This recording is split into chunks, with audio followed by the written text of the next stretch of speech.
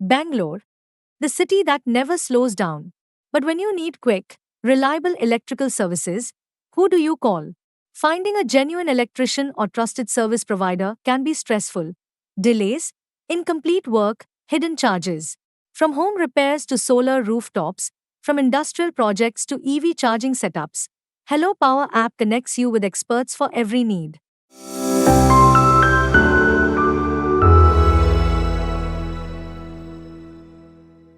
ಯಾರಿಗೆ ಎಂಬ ಪ್ರಶ್ನೆ ಮೂಡ್ತಾ ಇದೆ. ಬಹುತೇಕ ಎಕ್ಸಿಟ್ ಪೋಲ್ಗಳಲ್ಲಿ ಎನ್ಡಿಎಗೆ ಅಧಿಕಾರ ಅಂತ ಹೇಳಲಾಗ್ತಿದೆ. ಬಿಹಾರದಲ್ಲಿ ಗೆಲುವಿನ ಹಾರ ಯಾರಿಗೆ? ಮತದಾನ ಮಾಡಿರುವ ಪ್ರಭುಗಳು ಯಾರ ಕೈ ಹಿಡಿತಾರೆ? ಹಾಗಾದ್ರೆ ಬಹುತೇಕ ಎಕ್ಸಿಟ್ ಪೋಲ್ ಅನ್ನ ಗಮನಿಸ್ತಾ ಹೋದ್ರೆ ಎನ್ಡಿಎಗೆ ಅಧಿಕಾರ ಅಂತ ಹೇಳಲಾಗ್ತಿದೆ. 5ನೇ ಬಾರಿಗೆ ಸಿಎಂ ಆಗ್ತಾರಾ ನಿತೀಶ್ ಕುಮಾರ್? ಆಕ್ಸಿಸ್ ಮೈ ಇಂಡಿಯಾದಲ್ಲೂ ಕೂಡ ಎನ್ಡಿಎಗೆ ಗೆಲುವು ಅಂತ ಹೇಳಲಾಗ್ತಿದೆ. ಬಿಹಾರದಲ್ಲಿ ಗೆಲುವಿನ ಹಾರ ಯಾರಿಗೆ ಸಿಗತ್ತೆ? ಬಹುತೇಕ ಎಕ್ಸಿಟ್ ಪೋಲ್ಗಳಲ್ಲಿ ಎನ್ಡಿಎಗೆ ಅಧಿಕಾರ ಅಂತ ಹೇಳಲಾಗ್ತಿದೆ. 5ನೇ ಬಾರಿಗೆ ಸಿಎಂ ಆಗ್ತಾರಾ ನಿತೀಶ್ ಕುಮಾರ್ ಎಂಬ ಪ್ರಶ್ನೆ ಕೂಡ ಮೂಡ್ತಾ ಇರುವಂತದ್ದು.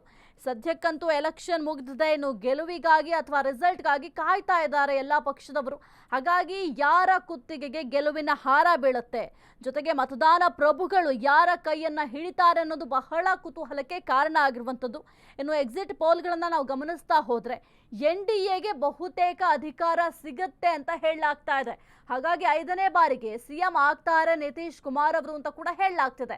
ಆದರೆ ವೆಯ್ಟ್ ಮಾಡಬೇಕಾಗತ್ತೆ. ರಿಸಲ್ಟ್ ಅನೌನ್ಸ್ ಆದ ಬಳಿಕ ಗೊತ್ತಾಗುತ್ತೆ. ಯಾಕಂದ್ರೆ ಕೆಲವೊಮ್ಮೆ ಎಕ್ಸಿಟ್ ಪೋಲ್ಗಳ ಮೇಲೆ ಡಿಪೆಂಡ್ ಆಗ್ಲಿಕ್ಕೆ ಸಾಧ್ಯ ಆಗೋದಿಲ್ಲ. ಬಹುತೇಕ ಎಕ್ಸಿಟ್ ಪೋಲ್ಗಳು ಎಲ್ಲವೂ ಕೂಡ ಸರಿ ಇರುತ್ತೆ ಅಂತ ಕೂಡ ಹೇಳಲಿಕ್ಕಾಗಲ್ಲ.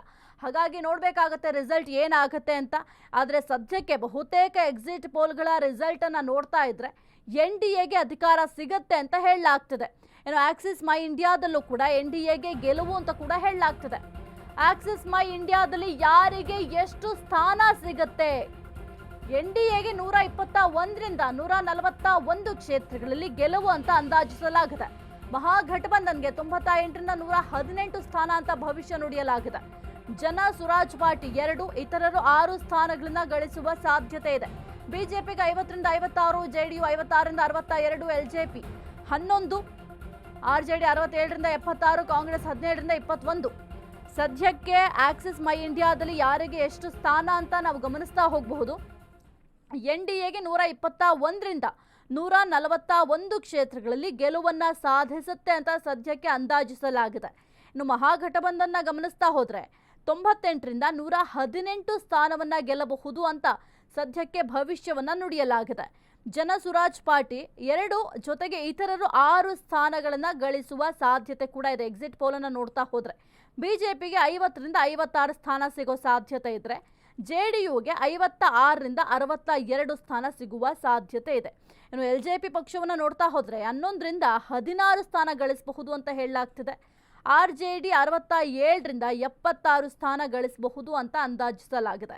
ಇನ್ನು ಕಾಂಗ್ರೆಸ್ಗೆ 17ರಿಂದ 21 ಸ್ಥಾನ ಸಿಗಬಹುದು. ವಿಐಪಿಗೆ 3ರಿಂದ 5 ಸ್ಥಾನ ಸಿಗಬಹುದು ಅಂತ ಆಕ್ಸಿಸ್ ಮೈ ಇಂಡಿಯಾದಲ್ಲಿ ಸಮೀಕ್ಷೆಯನ್ನ ಮಾಡಲಾಗಿತ್ತು. ಈ ಒಂದು ಎಕ್ಸಿಟ್ ಪೋಲ್ನಲ್ಲಿ ಸದ್ಯಕ್ಕೆ ಈ ರೀತಿಯಾಗಿ ಅಂದಾಜಿಸಲಾಗಿದೆ. ಬಹುತೇಕ ಎಕ್ಸಿಟ್ ಪೋಲ್ಗಳಲ್ಲಿ ಎನ್ಡಿಎಗೆ ಅಧಿಕಾರ ಅಂತ ಹೇಳಲಾಗ್ತಾ ಇದೆ. ಇನ್ನು 5ನೇ ಬಾರಿಗೆ ಏನಾದರೂ ಸಿಎಂ ಆಗ್ತಾರಾ ನಿತೀಶ್ ಕುಮಾರ್ ಅನ್ನೋದನ್ನ ನೋಡಬೇಕಾಗತ್ತೆ. ಇನ್ನು ಮತದಾನ ಪ್ರಭುಗಳು ಯಾರ ಕೈ ಹಿಡಿಯಲಿದ್ದಾರೆ ಅನ್ನೋದು ಇನ್ನು ಫ್ರೈಡೆ ಗೊತ್ತಾಗತ್ತೆ.